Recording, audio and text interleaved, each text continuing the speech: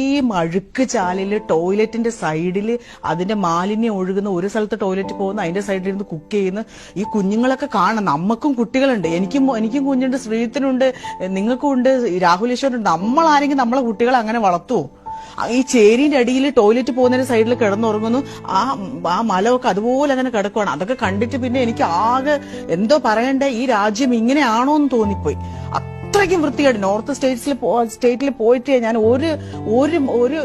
കുറച്ച് ഉള്ളോട്ട് പോകുമ്പോൾ ഒരു മനുഷ്യരെ ജീവിക്കുന്നത് കണ്ട ഇതിനകത്ത് എന്തോ പറയണ്ടേ, ഈ പന്നികള് ഇങ്ങനെ ചെളിയിൽ കിടന്നിങ്ങനെ അഴുകി ഇങ്ങനെ നിൽക്കുന്ന ഒരു രംഗമുണ്ട്. അതേപോലെയാണ് കുഞ്ഞുങ്ങളെ പോലും അതുപോലെയാണ് എനിക്ക് തോന്നിപ്പോയത്. കാരണം അത്രയ്ക്കും കഴിക്കാനും ഇല്ല, കുടിക്കാനും ഇല്ല, അങ്ങനെ അങ്ങ് കിടക്കുവാണ് കുറേ മനുഷ്യര്.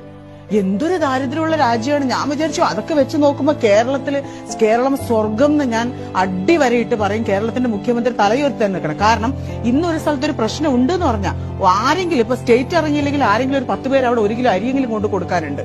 നമ്മുടെ നാട്ടില് അത്രയും സപ്പോർട്ട് നമ്മൾ അങ്ങോട്ടും ഇങ്ങോട്ടും കൊടുക്കും. പക്ഷെ ഈ മറ്റു സംസ്ഥാനങ്ങളിൽ പോയാൽ അത്രയും വൃത്തികേട് എന്ന് പറഞ്ഞാൽ മനുഷ്യനായിട്ട് ജീവിക്കുന്നില്ല.